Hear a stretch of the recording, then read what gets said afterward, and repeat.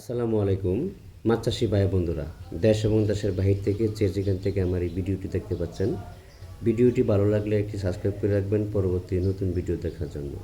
আজকে আমি আলোচনা করব 2025 সালের নতুন বছরের নদী থেকে সংগ্রহ করা আইড় মাছের পোনা সম্পর্কে। যারা নদীর আইড় মাছের পোনা সংগ্রহ করতেছেন, অবশ্যই এই বিষয়গুলো যাচাই বাছাই করে মাছের পোনা সংগ্রহ করবেন। কেননা অনেকেই আছে নদী থেকে দিবে বলে, নদী থেকে সংগ্রহ করে দিবে বলে আপনাদেরকে চাষেরটা দিয়ে দিচ্ছে। এই বিষয়গুলো আসলেই খুবই একটু খারাপ লাগে, কারণ এই মাছটি কিন্তু অনেক দামি মাছ, যেমন চিতল, বোয়াল, আইড়। উচিত টাকা দেওয়া অনেক সময় আপনারা মাছ নেন, আপনাদেরকে বলে একটা দিয়ে দেয় আরেকটা। এই জন্য আমার মনে হয় হ্যাচারি ভিজিট করে মাছের পোনা সংগ্রহ করাটা সবথেকে ভালো। নদীর কুন্ডা বা চাষের কুন্ডা একটু দেখলে বোঝা যায়,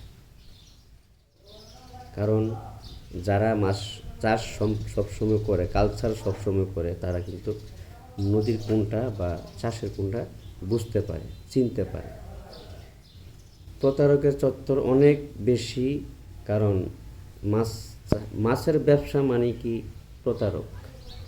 কারে ঠগায় কে একটু বেশি লাভবান হতে পারবে, আপনি যেটা মূল্য সেটা হন গা, আপনি ক্ষতিগ্রস্ত হন, এটা তাদের দেখার বিষয় না। বিষয়টা হলো সে আপনাকে কম দিচ্ছে, ওর লাভ হচ্ছে। এই জন্য মাছের পোনা, যে কোনো ধরনের মাছের পোনা সংগ্রহ করার সময় A grade, B grade, C grade, A গ্রেডের মাছের পোনাটা সবসময় সংগ্রহ করবেন। এবং কি আইড় মাছের পোনা সংগ্রহ করার সময় একটু নদীরটা সংগ্রহ করতে হবে। আজকে এ পর্যন্তই, ধন্যবাদ।